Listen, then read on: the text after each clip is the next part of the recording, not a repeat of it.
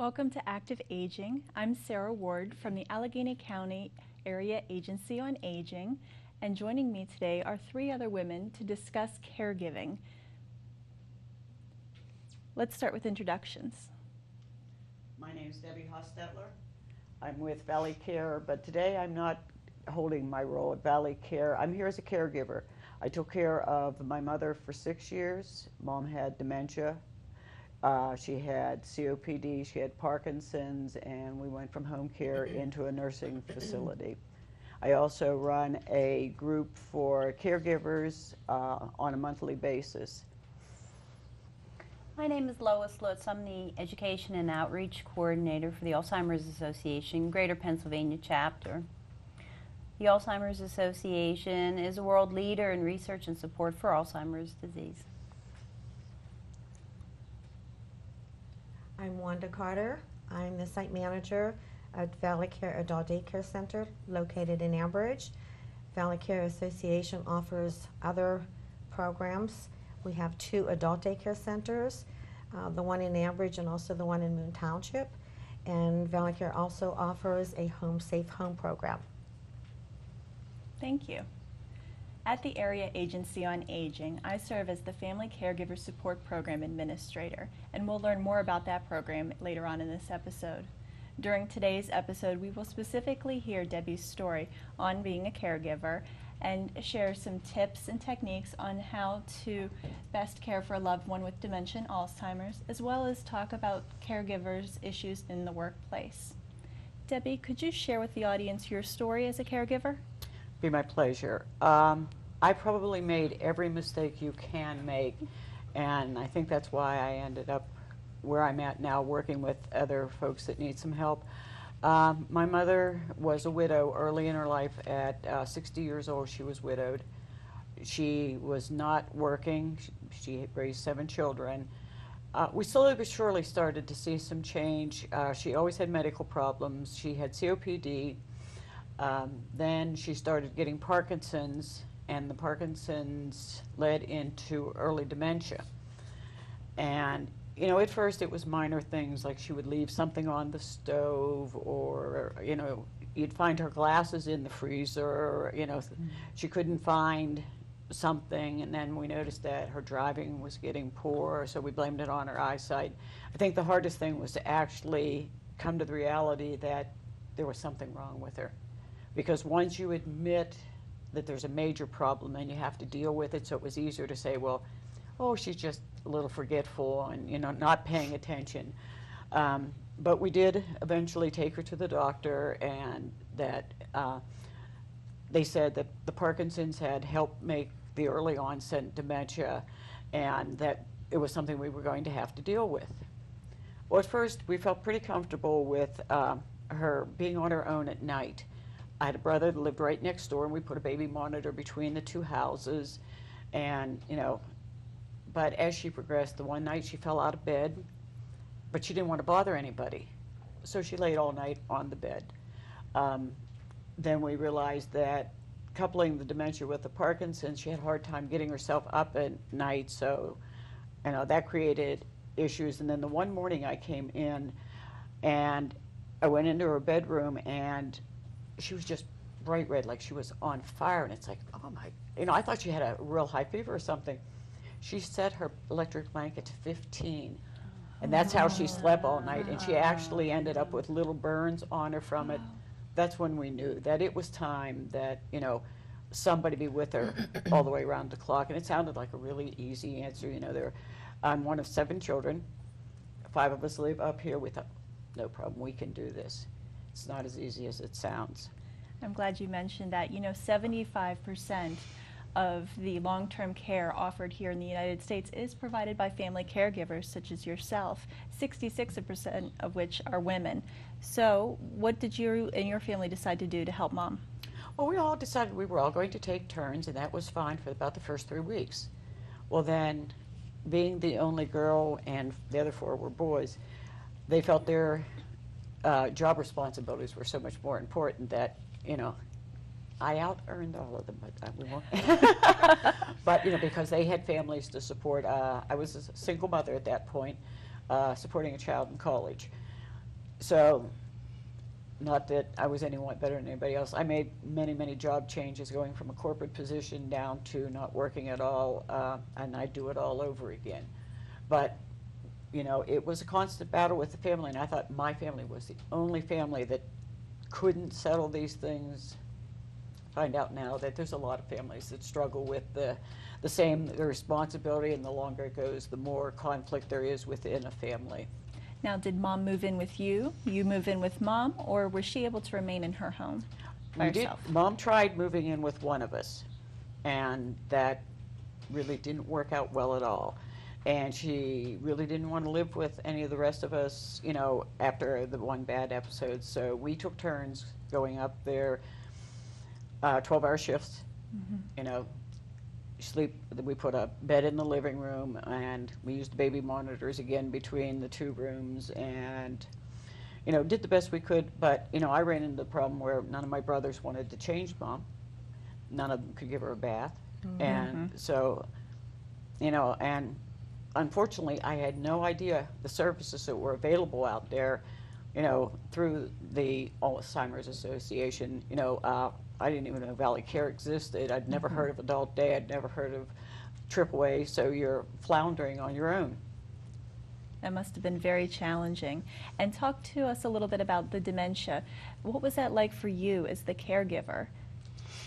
It was hard because, like I say, I made a lot of mistakes, and my opinion was if I kept correcting her, I could make her remember. It's like, you know, we'd sit there and look at pictures, and she'd think my dad was her brother, and it's like, no, no, no, Mom, you know this. Who is it? And, you know, now I find out that I needed to go to where she was at, not where I wanted her to be. But I think one of the hardest things for me to accept was, you know, I always went to her for advice, and couldn't do that anymore. You know, the Mom I knew was gone. And about that point in my life, somebody was counseling me, and she said, you know what, this is referred to as the world's longest goodbye. And I don't think there's any better definition of dementia than the world's longest goodbye.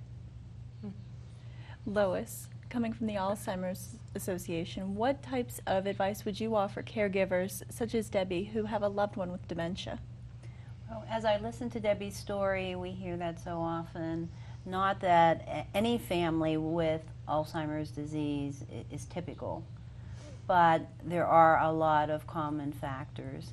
And I think the best advice, number one, is the caregiver, as wrong as this sounds, the caregiver needs to take care of themselves first. That's absolutely the most important thing, because you cannot be an effective caregiver if you have either physical or emotional health problems yourself. So it's really important that you think about yourself first. I think too that when people offer to help you, take that support rather than thinking you can do it all on your own. Debbie, I don't know if you felt that way at some time, like I think I can do this on my own, and hopefully at some point you said, no, I can't. I definitely need help. When I ended up in the hospital with a heart attack, and I had no heart problems prior to that. Yes. And that was during your stint as a Yes. caregiver? Yeah. Oh my. You know, I had never had any heart problems prior to that, and since then have had no problems. But, you know, you figure, oh, well, if you're not going to do it, I can do it, and I will do it. We think we're super people. We can Absolutely. Do it all. And as women, that's we tend to right. take on so many sure. burdens Absolutely. and Yes. challenges and multitasking. Yeah, you know, I chose to take a late shift, and I would work, stop at home, take care of my son, and then go spend 8 hours with Mom, and then start it all over again. Doesn't work. No. The last thing I think that's really important is, no matter what disease it is, whether it's Alzheimer's or Parkinson's or some other cause of dementia, it's really important that you become educated. I think that, you know, we need to take it upon ourselves to find information and read on it and do anything we can to really understand the disease, rather than just going blind and not knowing, you know, where this is going to lead us. So I think once you understand the disease, as you said, you're trying to have your mom remember, you know, once you understand that that's part of the disease, that you cannot help her to remember, it really helps in the caregiving process. Oh, yeah. I imagine there's many in the audience right now, Lois, thinking to themselves, okay, mom or my dad or maybe it's even husband or wife have dementia or Alzheimer's right now. What can I do today to make the experience better for everyone? What kind of tips could you offer them today? Well, I know later in the program we're going to talk about support services that are available. But if you are at home caring for a loved one at home, or even if they're already placed into a facility, I think it's important that we concentrate and focus on their strengths. Not on things they can't do anymore, but on things that they can still do, so that we allow them to be as independent as possible without taking that independence away from them. We know that there are certain things that will decline as they progress through the disease, but we want to focus on really what is still there for them. You know what, and I think one of the biggest mistakes I made was not doing that, not doing the research, because we thought we were doing the best thing by one of us being with my mother all the time. Well, every one of us found ourselves sitting on the couch half asleep, and mom's asleep, half asleep in this chair. We watched TV for hours on, and not knowing that there was another way to do it, that there was something out there where they could, you know, there's a lot of community programs, you know, not just the one where we work, but there's a lot of programs out there where they can become active, you know, do community service, enjoy themselves, and it does make a difference. I wish I could do it all over again. Well, we all learn from our experiences, yes. don't we?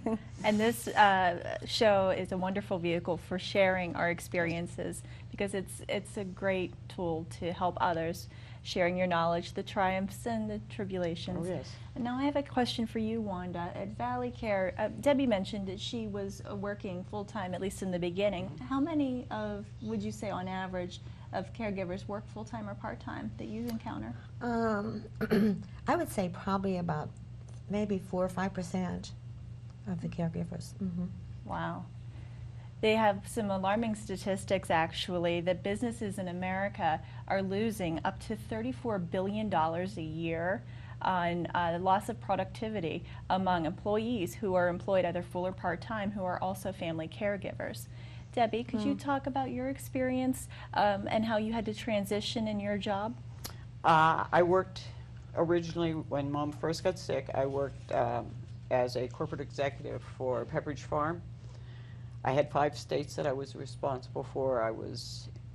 I traveled 5 days a week, sometimes as many as 8 cities. When my mother got sick, it was like, okay, well, I can't be away quite that often, so I downsized and went with one of the local bakery companies. So I just still traveled, but I was home every night. And then that became more than, you know, fit her needs. So I took a local job in a bank. I lost that job because my mother fell. One of the neighbors called me, and the girl said, "You can't leave." I said, "No, I will leave." And it's the first time in my life I've ever been fired, but I was fired for leaving because my mother had fallen. And at that point, I just quit working. Now, caregivers face many challenges in the workplace. What advice would you have for caregivers in the workplace, Wanda? Well, as talking with some of our caregivers, one of the main problems is trying to schedule time to take their loved one to the doctors. Also, if the loved one is at home, the caregiver is receiving frequent phone calls at the work, you know, and the employer is becoming angry with that. So I'd make a suggestion as far as if there's anybody else in the family that can help take on some of those responsibilities. Try contacting support groups, and then also maybe think about adult daycare. And could you tell us a little bit more about adult daycare? Yes. With the adult daycare, with the caregiver, that can help relieve some of the stress.